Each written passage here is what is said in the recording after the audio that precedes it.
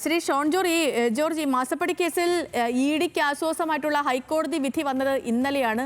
ഇന്നിപ്പോൾ വീണ വിജയന്റെ വീടുകളിലും അവരുടെ സ്ഥാപനങ്ങളിലുമൊക്കെയും ഇഡി റെയ്ഡ് നടക്കുകയാണ്. എന്താണ് അങ്ങക്ക് ഈ വിഷയത്തിൽ പറയാനുള്ളത്? അധികാരം കൊണ്ടും പിണറായി വിജയൻ തടസ്സപ്പെടുത്താൻ ശ്രമിച്ചിരുന്ന കേസ് ഇന്നലെ ബഹുമാനപ്പെട്ട ഹൈക്കോടതി വിധിയിലൂടെ മാറിയിരിക്കുകയാണ്. ആ തടസ്സങ്ങൾ അതിന്റെ അടിസ്ഥാനത്തിലാണ് ഇന്ന് റെയ്ഡ് നടക്കുന്നത്. ഇത് എല്ലാ കാലത്തും ഞാൻ പറയാറുള്ള പോലെ കളങ്കിതരാണ് പിണറായി വിജയനും മകളും. കേരളത്തെ കഴിഞ്ഞ 10 വർഷക്കാലം കേരളത്തിന്റെ തീരദേശത്തെ ധാതുമണൽ കൊള്ള ചെയ്യുന്നതിന് ഒത്താശ ചെയ്തു കൊടുത്തതിന് വേണ്ടിയാണ് പിണറായി വിജയനും മകളും ഈ പണം കൈപ്പറ്റിയിട്ടുള്ളത്. അത് അവർ മാത്രമല്ല, കേരളത്തിലെ നിരവധി രാഷ്ട്രീയ നേതാക്കൾ ആ പണം കൈപ്പറ്റിയിട്ടുണ്ട്. ഇത് കേരളത്തിന്റെ പൊതുസമൂഹത്തിന് മുമ്പിൽ വരണം. തീർച്ചയായിട്ടും ഞാൻ ഉറപ്പിച്ചു പറയുന്നു, പിണറായി വിജയനും മകളും ഈ വിഷയത്തിൽ ജയിലിൽ പോയിരിക്കും. ഒരു സംശയമാണ്.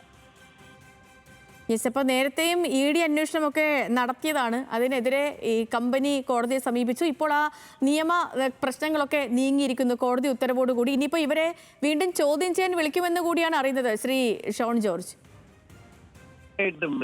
ഇപ്പോ SFIO കോടതി സമർപ്പിച്ചിട്ടുള്ള കുറ്റപത്രത്തിൽ വീണ വിജയൻ 3-ാം പ്രതിയാണ്.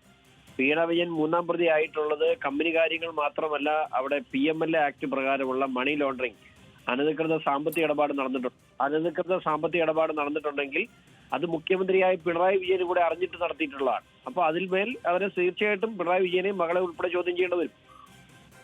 യെസ്, ഓക്കെ, വളരെയധികം നന്ദി ശ്രീ ഷോൺ ജോർജ് ഈ ഘട്ടത്തിൽ പ്രതികരിച്ചതിന്.